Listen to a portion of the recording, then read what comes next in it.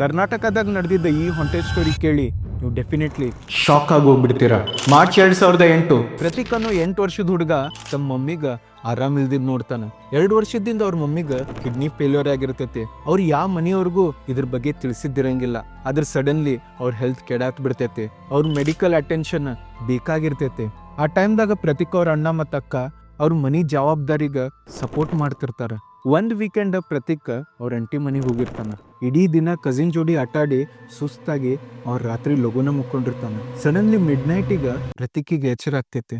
ಎಚ್ಚರಾಗಿ ಬೆಡ್ಲಿಂತ್ರ ಎದ್ದಾಗ ನೋಡ್ತಾನ ಕಿಚನಿನ್ light on ಇರ್ತೈತಿ. ಹಗರ್ಕ ಪ್ರತೀಕ್ ಕಣ್ ತಿಕ್ಕೊಂಡ ಕಿಚನ್ ಕಡೆ ಹೋಗಾತ್ ಬಿಡ್ತಾನ. ನೋಡ್ತಾನ ಕಿಚನ್ ಒಳಗ ಅವ್ರಮ್ಮ ಕಾಫಿ ಮಾಡ್ತಿರ್ತಾರ. ಪ್ರತೀಕಿಗ್ ನೋಡಿ ಅವ್ರಮ್ಮ ಹೊಳ್ಳಿ ಅವಂಗ್ ಬೆಡ್ ಕಡೆ ಕರ್ಕೊಂಡೋಗಿ ಮಲಗ್ಸಾಕ್ ಟ್ರೈ ಮಾಡ್ತಾರ.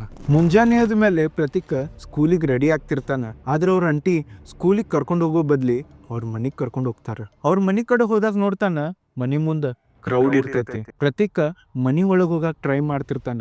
ಎಲ್ಲ ಕ್ರೌಡ್ ಅವಂಗ ನೋಡ್ತಿರ್ತೈತಿ. ಒಳಗ್ ಹೋದಾಗ ನೋಡ್ತಾನ ಅವ್ರ ಮಮ್ಮಿ ನೆಲದ ಮೇಲೆ ಮಕ್ಕೊಂಡಿರ್ತಾರ. ಅವಾಗ ಗೊತ್ತಾಗ್ತೈತಿ ಅವ್ರ ಮಮ್ಮಿ ತೀರ್ಕೊಂಡಿದ್ರ ಅಂತ. 2 ದಿನದ ಮುಂಚೆನ ಅವ್ರ ಮಮ್ಮಿ ಹಾಸ್ಪಿಟಲೈಸ್ಡ್ ಆಗಿರ್ತಾರ. ICUದಾಗಿದ್ದವ್ರ ಸಡನ್ಲಿ ಹೋದ್ ರಾತ್ರಿ 10 ಗಂಟೆಗೆ ತೀರ್ಕೊಂಡಿರ್ತಾರ. ಮತ್ತ ಆ ದಿನ ಪ್ರತೀಕಿಗೆ ಯಾರು ಕಂಡ್ರ, ಯಾರು ಅವ್ರ ಬೆಡ್ ಕಡೆ ಕರ್ಕೊಂಡೋಗಿ ಮಲಗಿಸಿದ್ರ.